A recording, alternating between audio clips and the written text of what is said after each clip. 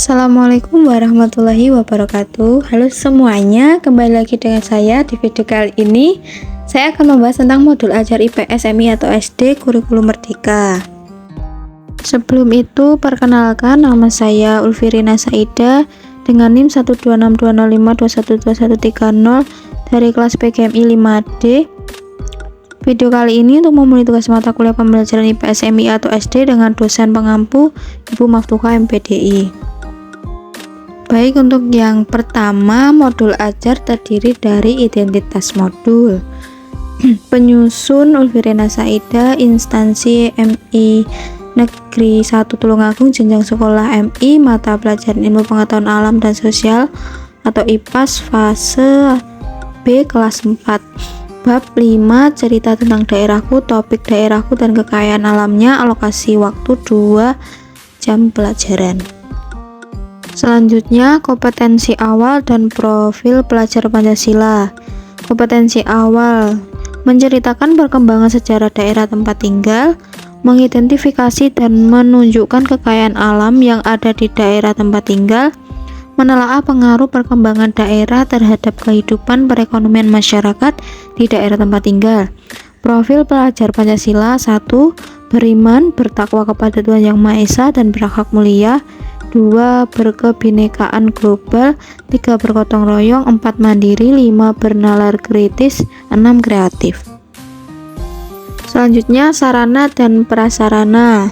Sumber belajar yaitu Kementerian Pendidikan, Kebudayaan, Riset dan Teknologi Republik Indonesia tahun 2021, ilmu pengetahuan alam dan sosial untuk SD kelas 4, penulis Amalia Fitri dan kawan-kawan.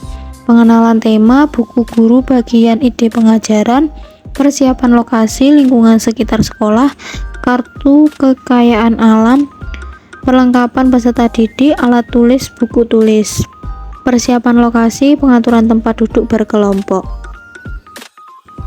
Selanjutnya, target peserta didik dan model pembelajaran. Peserta didik reguler atau tipikal umum, tidak ada kesulitan dalam mencerna dan memahami materi ajar. Peserta didik dengan pencapaian tinggi, mencerna dan memahami dengan cepat, mampu mencapai keterampilan berpikir atas tinggi, dan memiliki keterampilan memimpin. Pembelajaran dilakukan secara tatap muka. Tujuan kegiatan pembelajaran: 1. Peserta didik dapat menyebutkan kekayaan alam yang ada di daerah tempat tinggalnya dengan percaya diri. 2. Peserta didik dapat mengorelasikan pengaruh geografis dengan kekayaan alam di daerah tempat tinggalnya dengan tepat.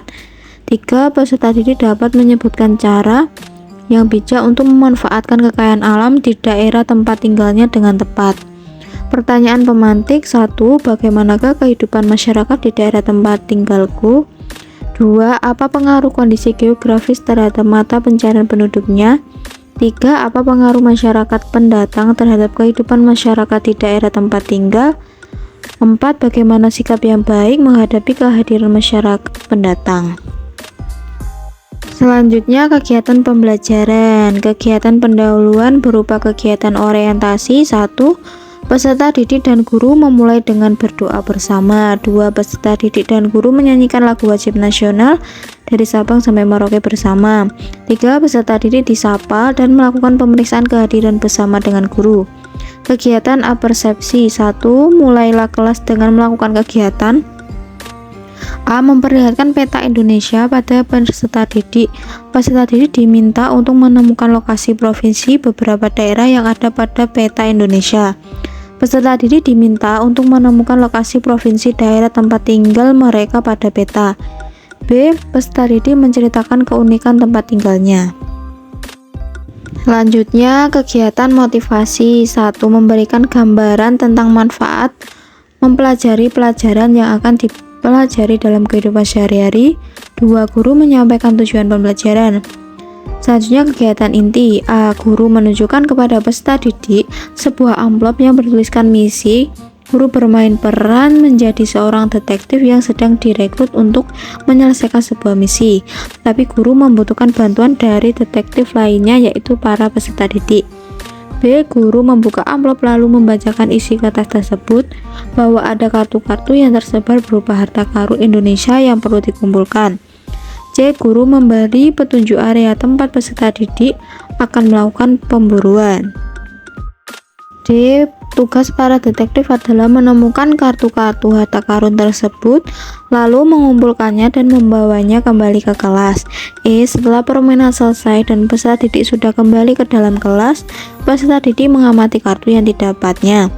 F. Guru memberikan pertanyaan kepada peserta didik, yaitu gambar apa yang ada pada kartu yang kalian miliki. Apa kegunaan gambar yang ada pada kartu tersebut? Apakah benda tersebut dapat ditemukan dengan jumlah berlimpah di daerahmu? Yang G. Peserta didik menempelkan tabel kekayaan alam yang sudah dibuat di papan tulis yang telah disediakan sebelumnya. Yang H. Peserta didik dibimbing memikirkan posisi dari kartu yang mereka miliki, lalu mendorong mereka untuk secara mandiri maju ke depan kelas memperkenalkan kartu tersebut dalam tabel.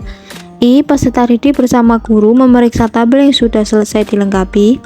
J. Peserta didik berdiskusi mengenali kekayaan alam daerahnya dan pengaruh geografis dari kekayaan alam tersebut.